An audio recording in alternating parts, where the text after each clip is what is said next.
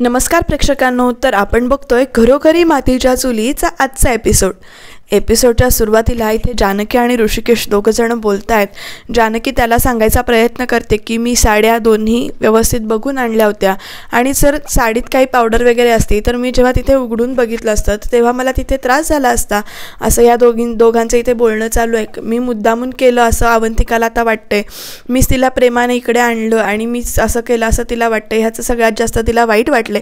साहजिकच आहे ना प्रेक्षकांनो, तिचं पण इथे बरोबर आहे. पण इकडे सौमित्र आणि अवंतिका दोघं बोलतात. सौमित्र अवंतिकाला सुद्धा तेच सांगायचा प्रयत्न करतोय की तुला जानकी वहिनींनी या घरात प्रेमाने आणलं आणि तीच असं तिनेच असं केलंय असं तू बोललीस, असं बोलायला नको होतं. पण अवंतिका पण आता म्हणते अरे मला त्रास होतोय, त्यामुळे मला समजत नाही आहे मी काय बोलते, काय रिॲक्ट करते ते, त्यामुळे मी काहीतरी बोलून गेले असेल असं तिथं सांगते. त्याला खरंच तिच्या मनात तसं काही नव्हतं, कारण तिला त्रासच तेवढा होतोय जेणेकरून ती काय बोलते ते तिला कळत नाही आहे. सौमित्र इथे परत म्हणतो एकदा की आपण शेण लावून बघूया की व्यवस्थित होईल असं. आणि अवंतिका परत चिडते, क्रीम वगैरे काहीतरी लावू आपण, शेण काय सारखं चाललंय, क्रीम वगैरे लावूया. आणि नंतर ती म्हणते की मला इथे नाही राहायचं आहे, मला ना एक भीती वाटते, मला इथनं घेऊन चल सौमी, मला इथनं घेऊन चल असं ती इथे सांगते. तर इकडे आजी आपलं नेहमीचं काम करते. इकडे जे सुमित्राई म्हणतायत मंगळागौरीचा सगळा जो काही उत्साह होता त्या उत्साहावर सगळं पाणी फिरलंय. तर आजी लगेच म्हणते जानकीने हे सगळं मुद्दामून केलंय आणि तिनंच म्हणजे अवंतिकाला तिनेच इथे आणलं आणि आता तिलाच असं वागवते. आता अवंतिका कशाला राहील इथे, किंवा अवंतिका आणि सौमित्र कशाला राहतील इथे, त्या दोघांना पण बाहेर पाठवायचं आणि इकडे ऐश्वर्याला पण हे करायचं, असं सगळं तिचा प्लॅन आहे. आणि आपण किती मोठ्या होती दाखवायचा प्रयत्न करते, पण तुझ्या दोन्ही सुनांना ती तुझ्यापासून लांब करणार आहे. इकडे सुमित्राई त्यांचं ऐकत नाही आहेत. त्या म्हणतायत की तू असं काही बोलू नकोस, आधी जो काही प्रकार झाला आहे त्यामुळे माझं डोकं भांबावलंय, तू आणखीन त्याच्यात भर घालू नकोस. आणि जानकी असं करेल कशावरून, तिनं साड्या व्यवस्थित बघूनच आणल्या होत्या, जानकी असं करणार नाही असं ती इथे ठामपणे सांगते. पण आजी मात्र आपलं कान भरायचं काम करते आणि तू डोळे उघडे ठेवून सगळीकडे बघ असं म्हणते. आणि त्याच्यानंतर सुमित्राही विचारातच इथे हरवल्यात. तर इकडे हे दोघं बोलत असतात. ओवी तिकडनं येते आणि म्हणते की आई मी या बांगड्या आहेत ना त्या ऐश्वर्या आंटीकडे ठेवायला देऊ, ती व्यवस्थित ठेवते ना. आता ऐश्वर्याबद्दल इतकं कौतुक ऐकल्यानंतर हिला पण कळत नाही की नेमकं हा विषय काय आहे आणि हा बांगड्या तिच्याकडे कशा. मग ओवी इथे सगळा झालेला प्रकार सांगते. मी इथे रूममध्ये आले होते बांगड्या घ्यायला, तुला विचारलं होतं तेव्हा ऐश्वर्या आंटी इथे होती आणि तिनेच मला सांगितलं की तिच्या म्हणजे ओवीच्या बांगड्या माझ्याकडे आहेत, म्हणजे माझ्या रूममध्ये आहेत, चल तुला देते. आणि त्याच्या आधी ना इकडे पणजी आजी पण काहीतरी करत होती असं इथे ती सांगते. आणि मग नंतर बोलता बोलता ओवी आपली हळूच म्हणते की आई अगं ऐश्वर्या आंटीने म्हणजेच अवंतिका काकू पणजी आजीच्या जेव्हा पाया पडत होती ना तेव्हा ऐश्वर्या आंटीनं तिच्या पाठीवर काहीतरी पावडर टाकली. मी ते जानकी पण म्हणते नेमकं काय झालं ओवी, तू काय बघितलंस ते सरळ सांगशील का गं. तर इथे तो प्रसंग दाखवला की कसं अवंतिका आजीच्या नमस्कार करायला खाली वाकली होती आणि ऐश्वर्याने तिच्या अंगावर पावडर टाकली. आता हे सगळं ऐकल्यानंतर जानकी कशाला थांबते, जानकी आली ओवीला घेऊन खाली आणि डायरेक्ट ऐश्वर्याला ती हाकाच मारते. ऐश्वर्याला हाका मारल्यानंतर इकडे अवंतिका सगळेच घरातले इथे जमा झालेत आणि ऐश्वर्या म्हणते काय झालं वहिनी, म्हणजे साळसूतपणाचा आवडून ती बोलते. मग लगेच जानकी इथे म्हणते की तू अवंतिकाच्या अंगावर पावडर का टाकलीस. तर लगेच वहिनी अहो मी कशाला असं करेन. लगेच इकडे सुमित्राई पण म्हणजे शॉक होतात आणि म्हणतात अगं तिनं कशावरून केलं, ती तर आता बदलली आहे. इकडे अवंतिकाला पण धक्का बसला की ऐश्वर्याने हे सगळं केलं हे बघून, कारण तिला आधीच भीती आहे ना, अवंतिकाला ऐश्वर्याची आधीपासूनच भीती आहे. आता पुढे जानकी सांगते की हो तू पावडर टाकलीस हे ओवीनं सगळं बघितलंय. इथे ऋषिकेश, सौमित्र, सारंग आणि नानासाहेब ह्या चौघांची भूमिका बघायचीच दाखवली. म्हणजे कोण रिॲक्ट करत नाही आहेत झालेल्या प्रकारावर, यांचं काय चालतंय ते चालू दे. तिथे ओवी पण सांगते की हो ऐश्वर्या आंटी अवंतिका काकू जेव्हा नमस्कार करायला खाली वाकली होती तेव्हा तू पावडर टाकलीस. आता लगेच ऐश्वर्या म्हणते ओवी बाळा असं खोटं बोलायचं नसतं. मग जानकीला पण ती म्हणते की तू ओवीची ढाल करून इथे बोलतेस. आजी पण म्हणते की स्वतःवर आलं म्हणून आता तू ओवीवर ढकलतेस. ओवी म्हणते की मी कशाला खोटं बोलू, माझ्या आईनं मला शिकवलं आहे कधीही खोटं बोलायचं नाही म्हणून, आणि मी कधीच खोटं बोलत नाही असं ती इथे ठामपणे सांगते. आणि ही गोष्ट मात्र सगळ्यांना माहिती आहे की ओवी कधीच खोटं बोलत नाही. पण आता आजीचा चेहरा बघा कसा झाला की आता ऐश्वर्याची चोरी पकडली जाणार असा आजीचा चेहरा झाला आहे. पण तरीसुद्धा इथे ऐश्वर्या आपलं ठेका सोडतच नाही. ती म्हणते जानकी वहिनी तुमच्याकडून अशी अपेक्षा नव्हती, तुम्ही इथं असं म्हणजे ओवीची ढाल करून बोलायला नको होतं, माझ्यावर कशाला आळ घेताय, मी आता असं नाही करू शकत, मी बदलली आहे. तर लगेच जानकी पण इथे म्हणते की मी नुसतं आरोप करत नाही आहे, मी सिद्ध करून दाखवेन. कारण इथे ऐश्वर्या आधी म्हणते की तुमच्याकडे काही पुरावा आहे का, मी असं काही केलं आहे का त्याचा. आणि इकडे सुमित्रा इथला धक्का बसलेलाच आहे की आता ऐश्वर्यानं असं काही केलं म्हणून. कारण ऐश्वर्या लगेच म्हणते की मी आता बदलली आहे, सगळं व्यवस्थित करते, मी इतकं प्रेम लावते आणि तुम्ही असा आळ घेताय माझ्यावर, तुम्ही कसं सिद्ध करणार आहात, त्याच्यासाठी काहीतरी पुरावा पाहिजे.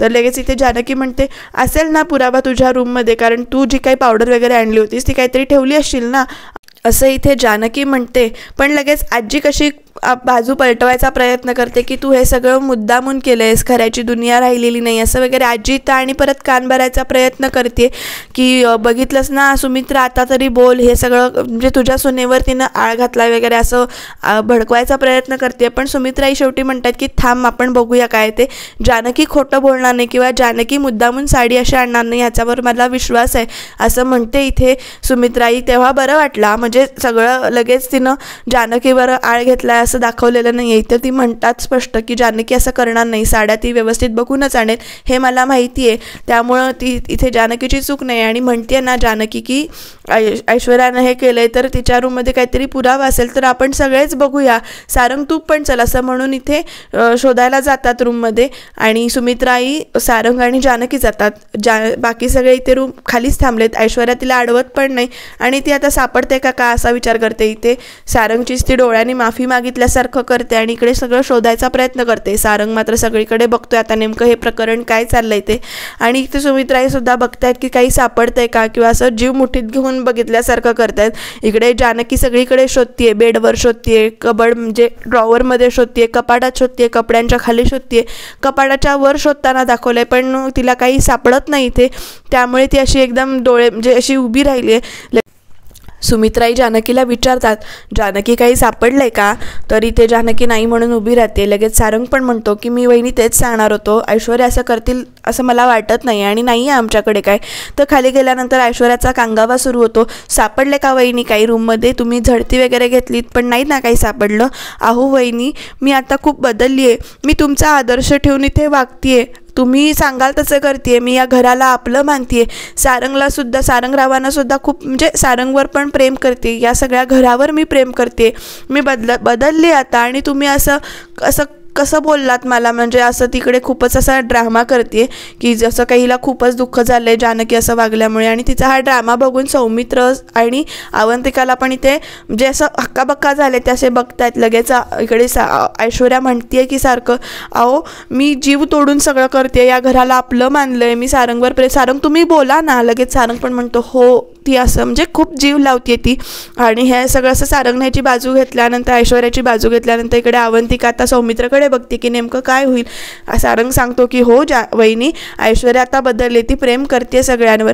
हा सगळा इकडे प्रसंग चालू आहे. आणि इकडे सौमित्राला मात्र खरं माहिती आहे की ती कशी येते पण इथे तो बोलत नाही आहे. त्यामुळं आता बघू पुढे काय होते ते. आणि लगेच इथे सुमित्राई म्हणतात की हो सगळं मान्य आहे, कारण ती आता बदलली आहे, ती आपल्यातली होऊन गेली आहे, ती चांगलं वागायचा प्रयत्न करते आणि आता तू हे सगळं बोललीस तर आता तू तिची माफी माग. 2 मिनटं आपल्याला नेमकं काही कळत नाही पण इकडे सुमित्राई म्हणतात जानकीला ऐश्वर्याला असं म्हटलेस त्यामुळे तू तिची माफी माग. असं म्हटल्यानंतर आई असं एकदम म्हणजे जानकीला पण कळत नाही की आईनी माफी मागायला सांगितले. लगेच ऋषिकेश पण काय असं म्हणतो एकदम. आणि घरातले प्रत्येक सगळेजण काय म्हणतात तर लगेच ऐश्वर्या बघा इकडे तर उकळ्या फुटतायत पण म्हणते कशी लगेच की अहो आई जानकी वहिनीने माफी नको. पण लगेच इथे सुमित्राई म्हणतात प्रत्येकाला नियम सारखा आहे ना आपल्या घरात, तर आता जानकीने ऐश्वर्याची माफी मागितलीच पाहिजे. हे सगळं बोलल्यानंतर इकडे आजी आधी तोंड असं हे करते आणि मग नंतर इथे खुश होते. आणि इकडे ऐश्वर्या पण अशी रडायचं नाटक करते. जेव्हा जानकीला माफी मागायला सांगितल्यानंतर इथे नानासाहेब पण असं एकदम तोंड हे करून बसलेत. त्यांना पण पटत नाही आहे हे सगळं. पण शेवटी जानकी जाते पुढे, कारण इकडे सुमित्राई म्हणतात तिनं मोठ्या मनानं, म्हणजे अजूनसुद्धा तिचं मन मोठं आहे आणि ती तुला माफी मागू नको म्हणते, आता तू सुद्धा मनाचा मोठेपणा दाखव आणि माफी माग. तर इकडे जानकी येते ऐश्वर्यासमोर आणि म्हणते, ऐश्वर्या माझी चूक झाली, मला माफ कर असं म्हणते. सुमित्राई पण इथे बघतात जानकीकडे आणि त्याच्यानंतर जानकी तिथे थांबत नाही आणि सरळ इकडे बाहेर निघून जाते. जानकी बाहेर निघून गेल्यानंतर ओवी जाते तिच्या पाठीमागून आणि इकडे ऋषिकेशसुद्धा तिच्या पाठीमागून बाहेर पडतो. आता अवंतिका शॉक होऊन बघते की आपल्यामुळं कदाचित माफी मागायला लागली असं तिला वाटत असेल नंतर. त्यामुळे इकडे हिच्या मनात आनंद आहे कारण तिचं प्लॅन सक्सेसफुल झाला आहे, जानकीनं माफी मागितली. तर इथे उद्याच्या भागामध्ये ही दोघं बोलत बसलेत आणि इकडे ओवी येते आणि म्हणते की आपण खरं आहे, तू खोटं बोललेलीच नाही आहेस, तू खरं बोलली आहेस, पण आपलं कोणच कसं ऐकून घेत नाही आहे. तर इथे ऋषिकेश म्हणतो देव सगळं वरनं बघत असतो आणि नेमकं उद्याच्या भागामध्ये देवानं सगळं बघितलं बरं का, कारण फॅन लावल्यानंतर ती पावडर खाली पडताना दाखवली आणि त्याच्यामुळे त्यांच्या अंगाला खाज सुटली आणि माती लावत असताना तिथे जानकीनं सुद्धा यांना बघितलं. त्यामुळे आता उद्या नेमकं काय होईल ते बघण्यासाठी चॅनलला सबस्क्राईब करा.